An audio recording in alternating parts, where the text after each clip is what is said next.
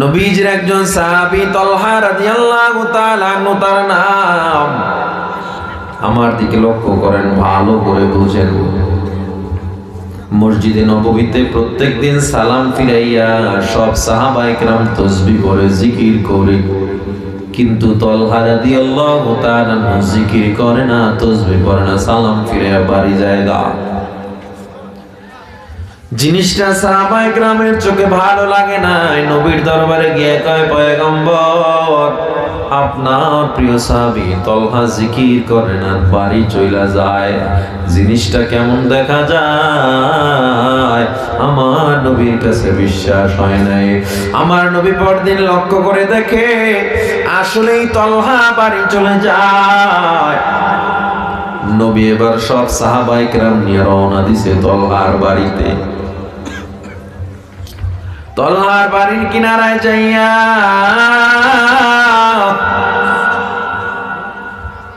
বাড়ির কিনারায় যাওয়ার পর দরজায় যখন আমার নবী নক করলেন, তলহারে দরজা খোলো, আমি নবী। তলহা কোনো জবাব দেয় না।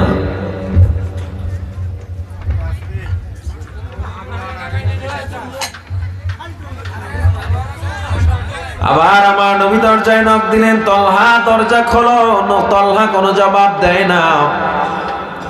নবীজি আবার নক করলেন, তলহা দরজা খোলো, তলহা দরজা খোলে না। হযরত ওমরের মেজাজ গরম হয়ে গেছে, আবু বকরের মেজাজ গরম হয়ে গেছে। আবু বকর চিন্তা করে, কেমন একটা তলহার কেমন সাহস, নবীজি তার বাড়ির সামনে। এই মাত্র আমরা দেখলাম তলহা বাড়িতে ঢুকলো, কেন জবাব দেয় না? এই মাত্র তো আমরা দেখলাম তলহা কেন জবাব দেয় না। আমার নবী সবাই অধৈর্য, আমার নবী অধৈর্য না। সবাই অধৈর্য, আমার নবী অধৈর্য না। কারণ আমার নবীর এত ধৈর্য, বেঈমানরা নবীরে মারতো, আমার নবীর সাথে সাথে আমি ক্ষমা করে দিলাম। তাইফের ময়দানে আমার নবীরে যখন পাথর মারা হয়, ঠোঁট ফেটে রক্ত পড়ে, নবীর দাড়ি ভিজে, জুব্বা ভিজে যায়। রক্ত পড়তে পড়তে নবীর জুব্বা ভিজে তো যায়, জুতা পর্যন্ত আটকে যায়। আমার নবীকে আল্লাহ আমি তাদের ক্ষমা কইরা দিলাম। জিবরিল আমিন এসে কয়, পয়গম্বর, আপনি যদি একবার হুকুম দেন, তায়েফের পাহাড় দিয়ে গোটা তায়েফবাসীকে মেরে ফেলবো।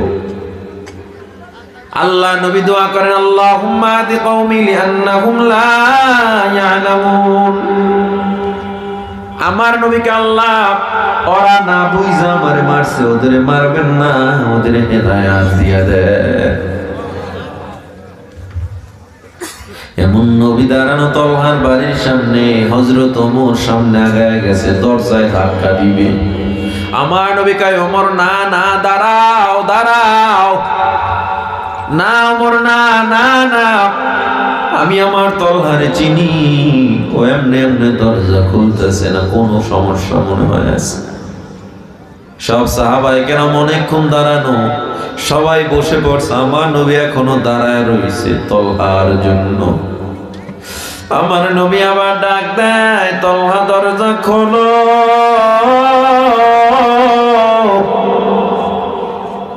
শেষবার ডাকের অনেক টাইম পর তলহা দরজাটা খুললো। আমার নবী তাকায় দেখে তলহার চোখ বেয়ে টপ টপ করে পানি পড়তেছে। কি পরিমাণে পানি পড়তেছে! হাত্তা ইয়াবুল্লা লিহিয়াতাহু, তলহার দাড়ি ভিজে টপ টপ করে পানি জমিনে পড়তেছে। আমার নবী ডাক দিয়া কয়, তলহা কেন দেরি করলা?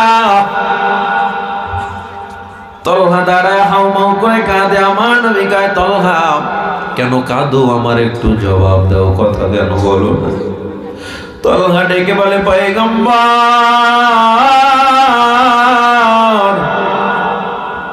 ও নবী আমার,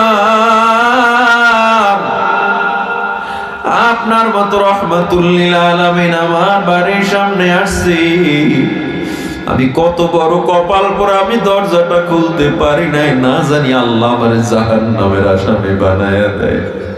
আল্লাহর নবীকে আমি তোমার উপরে মন খারাপ করি নাই, তুমি বলো কেন দরজা খুলতে দেরি করলাম? কেন মসজিদে নববীর সালাম ফিরাইয়া তুমি দ্রুত বাড়িতে চলে আসো? ফজরের নামাজ পড়ে সবাই জিকির করে, তুমি কেন করো না? তলহা কোনো কথা বলে না। নবী তলহারে টান দিয়া নিজের বুকের উপরে শোয়াইয়া আমার নবীকে আমাকে বলো, তলহারে আমাকে বলো। তলহা চোখের পানি ছেড়ে কাঁদে আর কয়, নবী আপনার তলহা এত গরিব, আপনার তলহার ঘরে ঠিক মতো চুলায় আগুন জ্বলে না। ও নবী, তলহা এত গরিব, আমার ঘরে মাত্র 2টা কাপড়, 3টা কাপড় কেনার মতো ক্ষমতা তলহার নাই। ও নবী আমার, আমি ফজরের নামাজ পড়া দ্রুত চলে আসি, কারণ আমার বিবির কাপড় যথেষ্ট হয় না সতর ঢাকার জন্য। আমার গায়ের চাদরগুলো আমার বিবির যখন দেই, এটা জড়াই আমার বিবি নামাজ আদায় করে। এই সময়টুকু আমি ঘরের কিনারায় ছোট্ট একটা গর্তের মতো বানাইছি, ওখানে আমি বসে থাকি, আমার বিবি নামাজ আদায় করে। ও নবী, আমি যদি সালাম ফিরাইয়া দ্রুত না আসি, সূর্য উঠে যাবে, আমার বিবি আর নামাজ পড়তে পারবে না।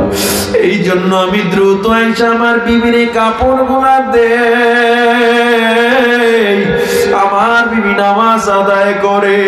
ও নবী, আপনি আমার যখন ডাকছেন, আমার বিবি তখন নামাজে দাঁড়ানো, আমি আপনার কথায় জবাব দিতে পারি না। আমার নবী ডাক দিয়ে তলহা টেনশন করবা না, আল্লাহর কসম করে বলি তলহা, ওই আল্লাহর কসম যে আল্লাহর হাতে আমার জান, আমার প্রাণ, আমি তোমাকে ছাড়া জান্নাতে যেতে পারি না। জোরে কর আল্লাহু আকবার। এই তলহার চেয়ে বড় গরিব তুমি আমি হই নাই, এর চেয়ে বড় পরীক্ষায় তুমি আমি পড়ি নাই। কেন ধৈর্য ধরি না, কেন আল্লাহর মানি না, নামাজ পড়ি না? কালো